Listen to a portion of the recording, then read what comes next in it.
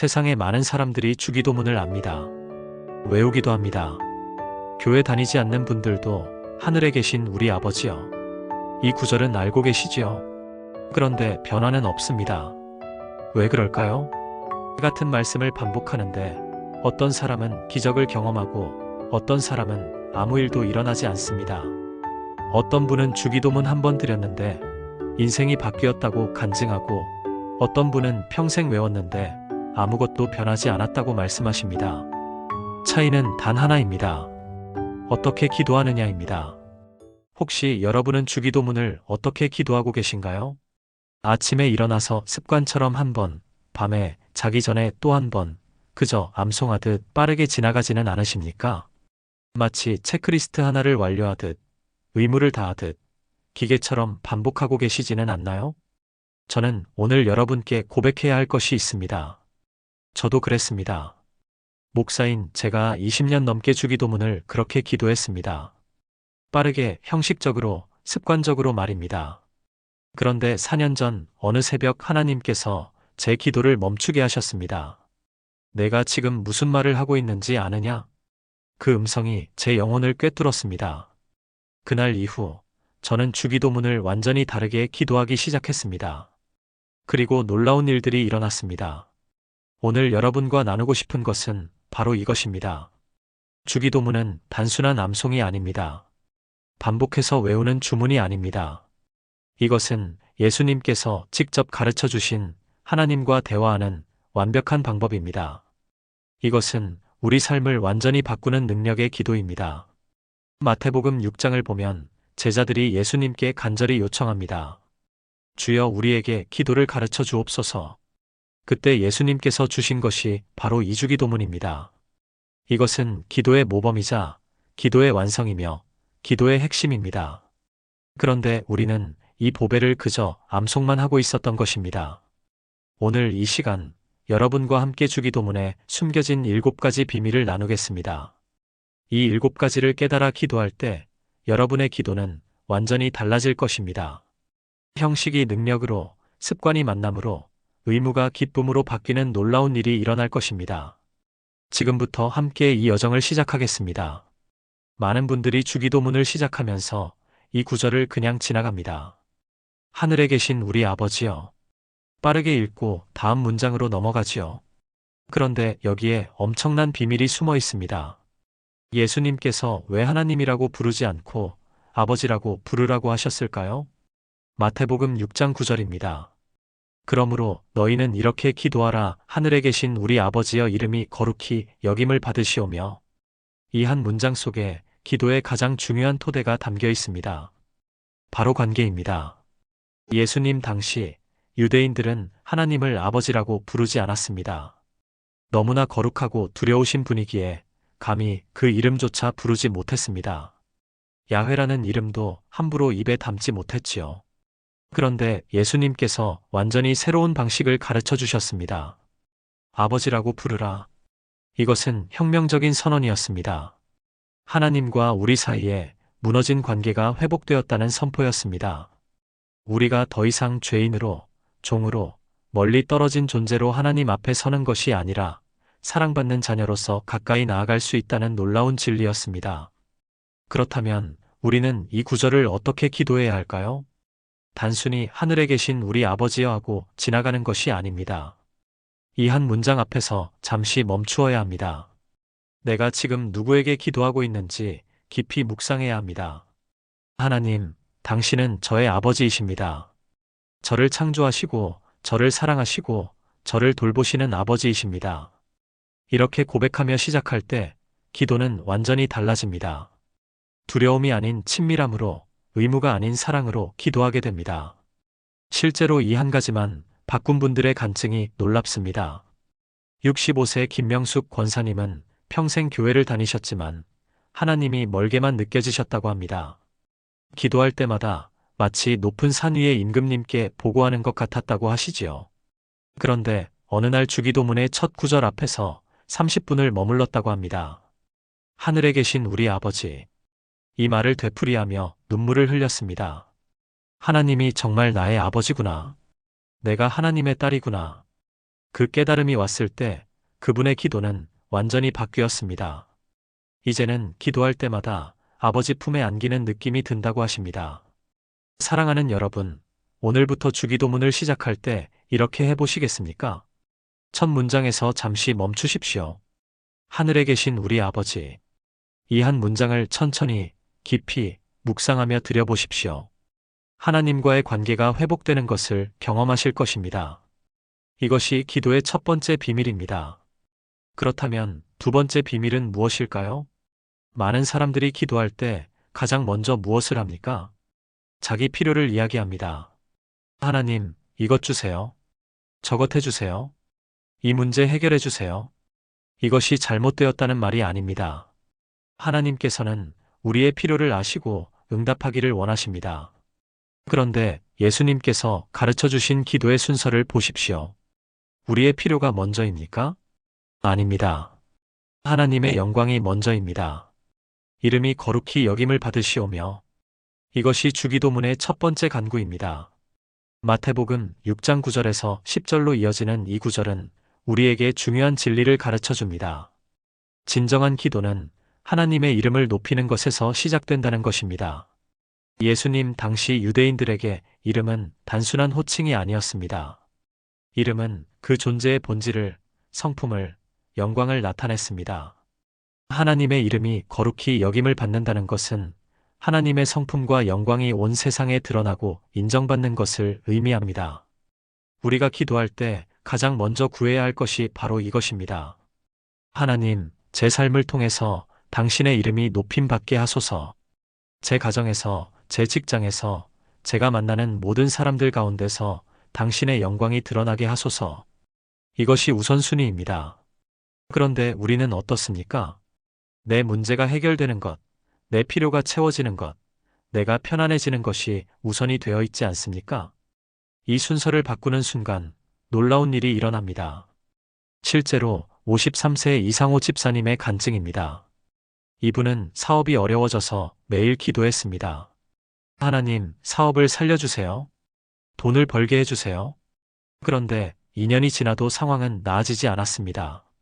점점 더 깊은 빚에 빠졌고 절망 가운데 있었습니다. 그러던 중 한 목회자를 만나 주기도문의 순서를 배우게 되었습니다. 집사님, 하나님의 영광을 먼저 구하셨습니까? 그날 이후 이분은 기도를 바꾸었습니다. 하나님, 제 사업이 살아나든 망하든 당신의 이름이 거룩히 여김을 받게 하소서. 제 인생을 통해서 당신의 영광이 드러나게 하소서. 이렇게 기도하기 시작한 지 3개월 만에 놀라운 일이 일어났습니다. 예상치 못한 곳에서 투자자가 나타났고 사업이 회생의 길로 들어섰습니다. 더 놀라운 것은 이분의 마음이 변했다는 것입니다.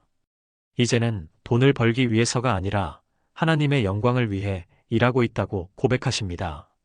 사랑하는 성도님들, 이것이 기도의 두 번째 비밀입니다. 우리의 필요가 아닌 하나님의 영광을 먼저 구하는 것입니다. 오늘부터 주기도문을 드릴 때 이름이 거룩히 여김을 받으시오며 이 구절 앞에서 멈추십시오. 하나님, 제 삶의 모든 영역에서 당신의 이름이 높임받게 하소서. 이렇게 진심으로 구할 때 하나님께서는 여러분의 삶을 통해 놀라운 영광을 드러내실 것입니다. 그렇다면 세 번째 비밀로 넘어가겠습니다. 우리는 모두 각자의 왕국을 세우며 살아갑니다.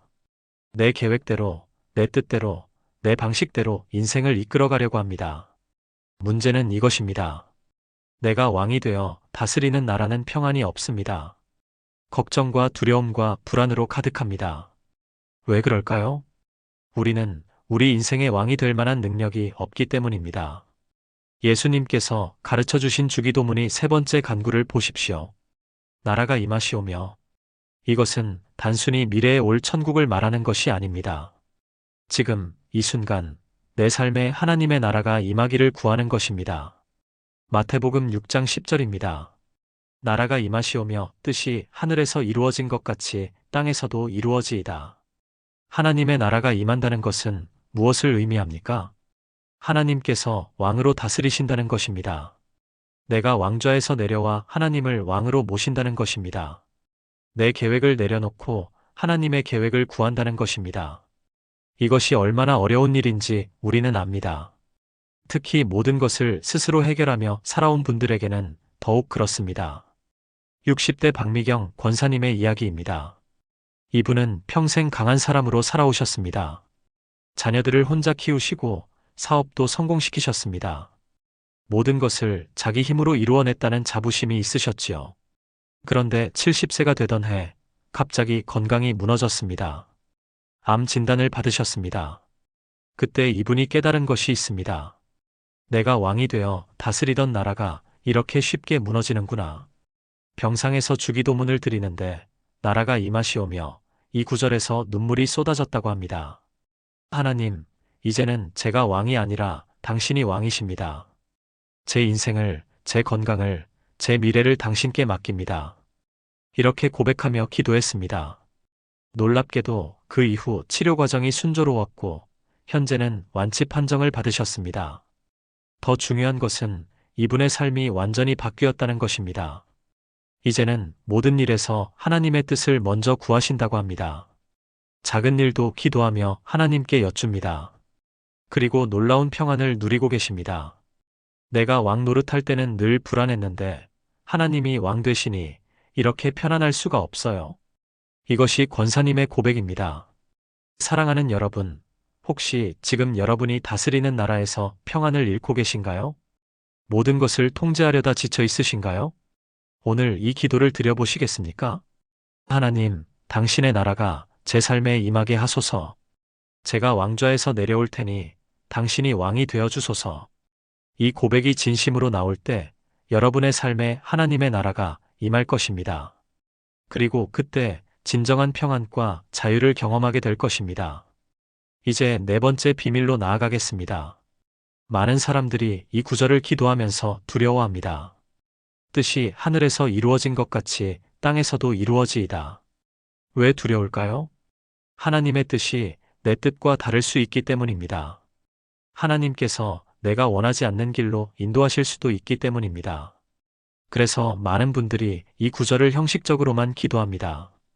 입으로는 뜻이 이루어지이다 하면서 마음속으로는 하지만 제 뜻대로 해주세요 하고 있습니다. 그런데 예수님께서 이 기도를 왜 가르쳐 주셨을까요? 마태복음 6장 10절, 이 구절은 주기도문의 중심입니다. 하나님의 뜻이 하늘에서 이루어진 것처럼 땅에서도, 즉 내 삶에서도 완전히 이루어지기를 구하는 것입니다. 이것은 완전한 순종의 결단입니다.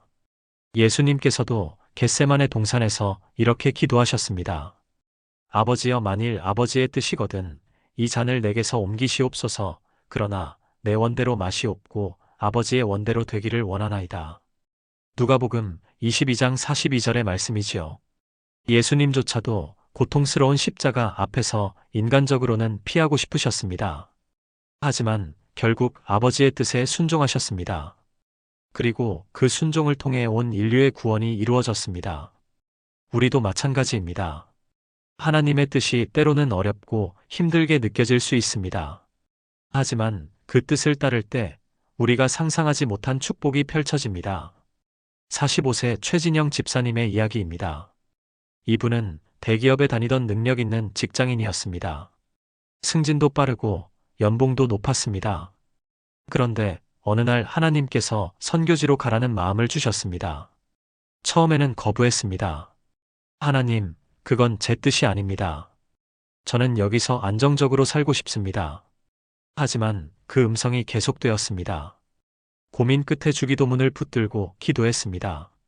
뜻이 하늘에서 이루어진 것 같이 땅에서도 이루어지이다. 이 구절을 반복해서 기도하는데 눈물이 쏟아졌습니다. 하나님, 제 뜻을 내려놓겠습니다. 당신의 뜻대로 하겠습니다. 그리고 결국 모든 것을 정리하고 가족과 함께 선교지로 떠났습니다. 지금 이분은 동남아시아에서 사역하고 계십니다. 최근에 보낸 편지에 이렇게 쓰셨습니다. 처음에는 순종이 두려웠는데 지금은 이렇게 행복할 수가 없습니다. 하나님의 뜻 가운데 사는 것이 세상 어떤 것보다 값진 축복임을 매일 경험합니다. 사랑하는 믿음의 가족들, 혹시 지금 하나님의 뜻과 내 뜻 사이에서 갈등하고 계신가요? 하나님께서 가라고 하시는 길이 너무 어렵게 느껴지나요? 오늘 이 기도를 진심으로 드려보시겠습니까? 하나님, 당신의 뜻이 제 삶에서 완전히 이루어지게 하소서. 제 뜻을 내려놓고 당신의 뜻에 순종하겠습니다. 이 결단을 할 때 여러분은 하나님께서 예비하신 최고의 길을 걷게 될 것입니다. 순종은 두려운 것이 아닙니다. 순종은 축복의 문을 여는 열쇠입니다. 이제 5번째 비밀을 나누겠습니다. 여기서부터 우리의 필요를 구하기 시작합니다. 하지만 그 순서를 기억하십시오. 먼저 하나님의 영광을, 하나님의 나라를, 하나님의 뜻을 구한 후에 이제 우리의 필요를 구합니다. 오늘 우리에게 일용할 양식을 주시옵고. 마태복음 6장 11절의 이 구절에는 깊은 의미가 담겨 있습니다. 예수님께서 왜 1년치 양식, 한 달치 양식이 아니라 일용할 양식이라고 하셨을까요? 이것은 구약시대 광야에서의 만나 사건을 떠올리게 합니다. 출애굽기 16장을 보면 이스라엘 백성들이 광야에서 굶주릴 때 하나님께서 만나를 내려주셨습니다. 그런데 규칙이 있었습니다. 하루치만 거두라는 것이었습니다. 욕심을 내어 이틀치를 거두면 썩어버렸습니다. 왜 하나님께서 그렇게 하셨을까요? 매일매일 하나님을 의지하는 믿음을 배우게 하시기 위함이었습니다. 오늘 우리에게 일용할 양식을 주시옵고. 이 기도는 우리의 완전한 의존을 고백하는 것입니다. 내일을 걱정하지 않고 오늘 하루를 하나님께 맡기는 것입니다. 현대를 사는 우리에게 이것이 얼마나 어려운 일인지 압니다. 우리는 미래를 계획하고 저축하고 보험에 가입합니다. 모든 것을 스스로 준비하려고 합니다. 그 자체가 잘못된 것은 아닙니다. 하지만 문제는 그것들을 의지할 때입니다.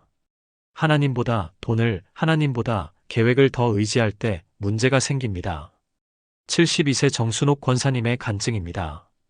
이분은 평생 저축을 하시며 노후를 준비하셨습니다. 상당한 액수의 예금과 부동산을 갖고 계셨지요. 그런데 70세가 되던 해 사기를 당하셨습니다. 평생 모은 재산의 대부분을 잃으셨습니다. 그날의 충격을 이렇게 회상하십니다. 땅이 꺼지는 것 같았어요. 이제 어떻게 살아야 하나 막막했습니다. 하지만 그때 한 구절이 마음에 떠올랐다고 합니다. 오늘 우리에게 일용할 양식을 주시옵고. 그래, 하나님께서 오늘 하루 필요한 것을 주시겠지. 이렇게 고백하며 매일 이 기도를 드리기 시작하셨습니다. 놀랍게도 필요한 것들이 채워졌습니다. 때로는 교회 성도들을 통해서, 때로는 예상치 못한 곳에서 도움이 왔습니다. 지금 이분은 이렇게 말씀하십니다. 재산을 잃었을 때는 끝이라고 생각했는데 오히려 그때부터 하나님을 진짜로 의지하게 되었어요. 매일매일 하나님의 신실하심을 경험하는 것이 통장의 숫자보다 훨씬 큰 축복이에요. 사랑하는 성도님들, 혹시 미래가 불안하십니까? 내일을 위해 오늘을 희생하며 살고 계신가요? 예수님께서는 마태복음 6장 34절에서 이렇게 말씀하셨습니다. 그러므로 내일 일을 위하여 염려하지 말라. 내일 일은 내일이 염려할 것이요 한날의 괴로움은 그날로 족하니라. 오늘 하루 이 기도를 드려보십시오. 하나님, 오늘 저에게 필요한 모든 것을 채워주소서. 하나님께서는 여러분의 오늘을 책임지실 것입니다. 그리고 내일도 모레도 마찬가지입니다. 이것이 5번째 비밀입니다. 이제 6번째 비밀로 넘어가겠습니다. 이 구절이 주기도문에서 가장 어려운 부분일 것입니다. 우리가 우리에게 죄 지은 자를 사하여 준 것 같이 우리 죄를 사하여 주시옵고. 왜 어려울까요? 용서하기가 너무나 힘들기 때문입니다. 특히 깊은 상처를 준 사람을 용서하는 것은 거의 불가능해 보입니다. 그런데 예수님께서는 이 기도를 가르치신 후 특별히 이 부분에 대해 더 설명하십니다. 마태복음 6장 14절에서 15절입니다. 너희가 사람의 잘못을 용서하면 너희 하늘 아버지께서도 너희 잘못을 용서하시려니와 너희가 사람의 잘못을 용서하지 아니하면 너희 아버지께서도 너희 잘못을 용서하지 아니하시리라. 이것은 매우 엄중한 말씀입니다. 우리가 다른 사람을 용서하지 않으면 하나님께서도 우리를 용서하지 않으신다는 것입니다. 왜 하나님께서 이렇게 강하게 말씀하실까요? 용서는 단순히 도덕적인 문제가 아니기 때문입니다. 용서는 우리 영혼의 자유와 직결된 문제입니다. 용서하지 못하고 원한을 품고 사는 것은 자기 자신을 감옥에 가두는 것과 같습니다. 그 감옥에서는 평안도, 기쁨도, 자유도 없습니다. 하나님께서는 우리가 그 감옥에서 나오기를 원하십니다. 58세 김혜숙 권사님의 이야기입니다. 이분은 20년 전에 가까운 친구에게 큰 배신을 당하셨습니다. 사업 파트너였던 그 친구가 돈을 가지고 도망갔습니다. 그 이후 이분은 그 친구를 용서할 수 없었습니다. 생각만 해도 분노가 치밀었습니다. 주기도문을 기도할 때마다 이 구절에서 막혔습니다. 우리가 우리에게 죄 지은 자를 사하여 준 것 같이 입으로는 기도하지만 마음으로는 거부했습니다. 저 사람은 절대 용서할 수 없어요. 그렇게 20년이 흘렀습니다. 그런데 어느 날 이분이 병원에 입원하셨습니다. 중병은 아니었지만 혼자 병실에 누워 있는데 문득 깨달음이 왔다고 합니다. 내가 20년 동안 그 사람 때문에 감옥에 갇혀 살았구나. 그 사람은 어디선가 자유롭게 살고 있는데 나만 분노의 감옥에 갇혀 있었구나. 그날 이분은 주기도문을 붙들고 울면서 기도하셨습니다. 하나님, 저도 용서하고 싶습니다. 하지만 제 힘으로는 안 됩니다. 하나님께서 용서할 수 있는 능력을 주세요. 그렇게 기도하시는데 놀랍게도 마음에 평안이 찾아왔다고 합니다. 완전히 용서된 것은 아니었지만 용서하고자 하는 마음이 생겼습니다. 그 이후 매일 이 기도를 드렸습니다. 하나님, 그 사람을 용서할 수 있게 도와주소서. 그리고 어느 날 진짜로 용서가 되었습니다. 그 사람을 생각할 때 더 이상 분노가 아닌 평안을 느꼈습니다. 이제 이분은 자유롭습니다. 20년 동안 짊어졌던 짐을 내려놓았습니다. 사랑하는 여러분, 혹시 용서하지 못한 사람이 있으신가요? 그 사람 때문에 마음에 분노와 원한이 자리 잡고 있나요? 오늘 이 기도를 드려보시겠습니까? 하나님, 저에게 용서할 수 있는 능력을 주소서. 완전히 용서하는 것이 당장은 어려울 수 있습니다. 하지만 용서하고자 하는 그 마음을 하나님께 드릴 때 하나님께서 역사하십니다. 용서는 우리 힘으로 하는 것이 아닙니다. 하나님의 은혜로 가능한 것입니다. 그리고 용서할 때 우리는 비로소 자유를 경험하게 됩니다. 이것이 6번째 비밀입니다. 마지막 7번째 비밀로 나아가겠습니다. 주기도문의 마지막 간구입니다. 우리를 시험에 들게 하지 마시옵고 다만 악에서 구하시옵소서. 이 기도는 우리의 연약함을 인정하는 것입니다. 우리는 스스로 서 있을 수 없다는 고백입니다. 마태복음 6장 13절, 이 구절에는 두 가지 간구가 담겨 있습니다. 첫째, 시험에 들지 않게 해달라는 것입니다. 둘째, 악에서 구해달라는 것입니다. 시험은 우리를 넘어뜨리려는 모든 유혹과 어려움을 의미합니다. 악은 사탄과 그의 세력을 말합니다. 우리는 영적 전쟁 가운데 살고 있습니다. 에베소서 6장 12절에서 바울은 이렇게 말합니다. 우리의 씨름은 혈과 육을 상대하는 것이 아니요 통치자들과 권세들과 이 어둠의 세상 주관자들과 하늘에 있는 악의 영들을 상대함이라. 보이지 않는 영적 싸움이 매일 일어나고 있습니다. 그래서 우리는 하나님의 보호가 절실히 필요합니다. 이 기도는 단순히 형식적으로 드리는 것이 아닙니다. 진심으로 간절히 매일 드려야 하는 기도입니다. 67세 이명자 권사님의 간증입니다. 이분은 평생 성실하게 신앙생활을 하셨습니다. 그런데 65세가 되던 해 갑자기 우울증이 찾아왔습니다. 이유 없이 슬프고 모든 것이 무의미하게 느껴졌습니다. 심지어 하나님에 대한 의심까지 들었습니다. 이분은 나중에 깨달았습니다. 이것이 영적 공격이었다는 것을요. 사탄이 이분의 믿음을 흔들려고 시험한 것이었습니다. 그때 한 목회자가 이렇게 권면했습니다. 권사님, 매일 아침 주기도문의 마지막 구절을 붙들고 기도하세요. 우리를 시험에 들게 하지 마시옵고 다만 악에서 구하시옵소서. 이분은 그날부터 매일 아침 이 기도를 드렸습니다. 처음에는 변화가 없는 것 같았습니다. 하지만 포기하지 않고 계속 기도했습니다. 한 달이 지나자 조금씩 마음에 평안이 찾아왔습니다. 2달이 지나자 우울한 생각들이 줄어들었습니다. 3달이 지나자 완전히 회복되었습니다. 지금 이분은 같은 어려움을 겪는 분들을 돕고 계십니다. 영적 공격이 올 때 우리는 무방비 상태가 될 수 있어요. 하지만 매일 하나님의 보호를 구할 때 하나님께서 지켜주세요. 이것이 권사님의 간증입니다. 사랑하는 믿음의 가족들, 우리는 연약합니다. 스스로 서 있을 수 없습니다. 매일 하나님의 보호가 필요합니다.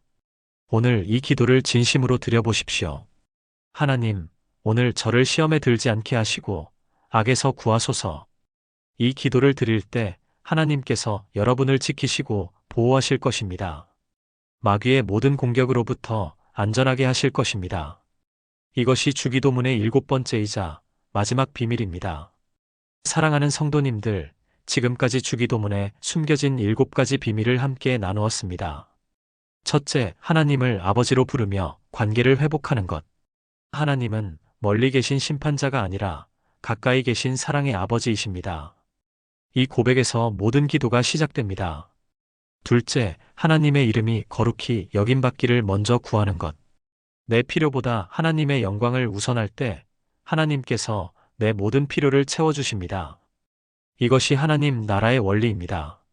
셋째, 하나님의 나라가 내 삶에 임하도록 주권을 인정하는 것.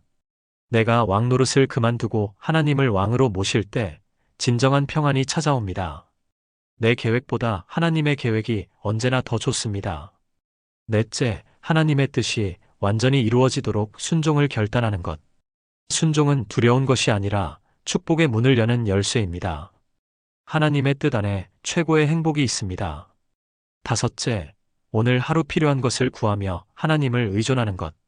내일을 염려하지 않고 오늘을 하나님께 맡길 때 우리는 자유로워집니다. 하나님은 우리의 모든 날을 책임지십니다. 여섯째, 다른 사람을 용서함으로 자유를 얻는 것. 용서는 상대방을 위한 것이 아니라 나 자신을 위한 것입니다. 용서할 때 우리는 분노의 감옥에서 나와 평안의 자유를 누립니다. 일곱째, 매일 하나님의 보호를 간구하는 것. 우리는 연약하지만 하나님은 강하십니다. 하나님의 보호 아래 있을 때 우리는 안전합니다. 이 7가지는 단순한 지식이 아닙니다. 실천해야 하는 기도의 방법입니다. 머리로만 아는 것이 아니라 마음으로 고백하고 삶으로 살아내야 하는 진리입니다. 저는 여러분께 간곡히 권면합니다. 오늘부터 주기도문을 다르게 기도해 보십시오. 아침에 눈을 뜨면 이 기도로 하루를 시작하십시오. 밤에 잠들기 전에 이 기도로 하루를 마무리하십시오. 하지만 절대로 빠르게 지나가지 마십시오. 천천히 한 구절 한 구절 묵상하며 기도하십시오. 하늘에 계신 우리 아버지여, 이 한 문장 앞에서 잠시 멈추십시오. 하나님과의 관계를 느끼십시오. 이름이 거룩히 여김을 받으시오며 진심으로 하나님의 영광을 구하십시오. 나라가 임하시오며 내 삶의 왕좌를 하나님께 드리십시오. 뜻이 이루어지이다 순종을 결단하십시오. 일용할 양식을 주시옵고 오늘 하루를 맡기십시오. 우리 죄를 사하여 주시옵고 용서를 구하고 용서를 베푸십시오. 시험에 들지 않게 하시고 악에서 구하소서 하나님의 보호를 간구하십시오. 이렇게 한 달만 기도해 보십시오. 한 달이 지나면 여러분의 기도가 달라져 있을 것입니다. 형식이 능력으로 바뀌어 있을 것입니다. 습관이 만남으로 변화되어 있을 것입니다. 그리고 여러분의 인생도 달라지기 시작할 것입니다. 제목에서 말씀드렸던 것처럼 주기도문 기도법을 바꾸자 정말로 기적이 터집니다. 저도 경험했습니다. 제가 만난 수많은 성도님들도 경험하셨습니다. 이제 여러분의 차례입니다. 하나님께서는 지금 이 순간에도 여러분을 기다리고 계십니다. 여러분의 기도를 듣기 원하십니다. 여러분과 깊이 만나기를 갈망하고 계십니다. 주기도문은 단순한 기도문이 아닙니다. 이것은 하나님께서 우리에게 주신 최고의 선물입니다. 하나님과 대화하는 완벽한 방법입니다. 우리 인생을 변화시키는 능력의 통로입니다. 오늘 이 영상을 보시고 마음에 감동이 있으셨다면 좋아요 버튼을 눌러주시고 더 많은 분들이 이 은혜를 나누실 수 있도록 공유해 주시면 감사하겠습니다. 그리고 여러분도 주기도문을 새롭게 기도하며 경험하신 은혜가 있다면 댓글로 아멘이라고 남겨주십시오. 어떤 변화를 경험하셨는지, 어떤 기적을 보셨는지 나눠주십시오. 여러분의 간증이 다른 분들에게 큰 힘이 될 것입니다. 저는 이 영상을 보시는 모든 분들을 위해 기도합니다. 오늘부터 주기도문을 새롭게 기도하시는 여러분의 삶에 하나님의 임재가 가득하기를 기도합니다. 막혔던 기도의 문이 활짝 열리기를 기도합니다. 형식적이었던 신앙이 살아있는 믿음으로 변화되기를 기도합니다. 여러분의 가정에, 여러분의 일터에, 여러분이 가는 모든 곳에 하나님의 나라가 임하기를 기도합니다. 여러분을 짓누르던 모든 짐이 내려지고 평안과 기쁨이 넘치기를 기도합니다. 사랑하는 여러분, 하나님께서 여러분의 기도를 들으십니다. 주기도문 한 구절 한 구절에 담긴 하나님의 마음을 여러분이 발견하시기를 기도합니다. 그리고 그 기도를 통해 여러분의 인생이 완전히 새로워지기를 간절히 기도합니다. 여러분을 진심으로 사랑합니다. 하나님의 크신 은혜와 평강이 여러분과 여러분의 가정에 늘 함께 하시길 축복합니다. 오늘도, 내일도, 앞으로 올 모든 날들이 하나님의 기적으로 가득하시길 축복합니다.